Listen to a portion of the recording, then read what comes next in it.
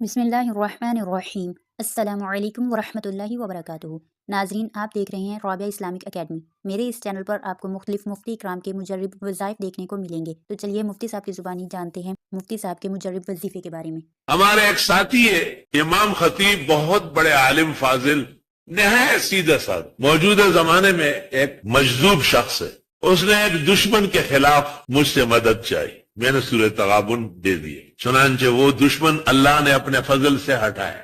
फिर ऐसा एक और तो हमारे एक और आलिम भाई को कहते हैं वही गोरा दासी वजीफे राकड़ी अच्छा खिलाफ हुए मगर मुड़के दिल खुली नहीं पकार नागबल आलिम वर्तवई चित्त तंगी और ता तंगई मकसद खोल रे कोल ले बक्के दा अल्लाह हो खाला संग ले कई दा अल्लाह दा कुदरत तकवीन दे याद रखो। बातों पर एतमाद करो तो सोना और चांदी और याकूत और मरजान पाओगे, और बातें ऐसे भूसा समझोगे मुनकिरीन की तरह, शयातीन की तरह, मुकज्जिबीन की तरह, तो हमेशा महरूम और बदनसीब हो। इसलिए तो मौलाना शेख अबू रेहान अबुल हिकम वल इसरार इब्न बुरजान ने नूरुद्दीन जंगी और सलाहुद्दीन को कहा था कि मौलवियों को हटा दो, मैं तुम्हें बताता हूं कि बैतुल मुक़द्दस कैसे फतह हो, और उसी तरह ही अल्लाह ने किया। सूरह तगाबुन हमारा खानदानी वजीफा है, हमारी वालिदा साहिबा, उनके असातिज़ा, उनके बुजुर्ग, सबका बहुत मुबारक वजीफा है। इमाम साहिबान जो है वो कभी कभी फजर में पढ़ा कर बस नंबर आने वाला।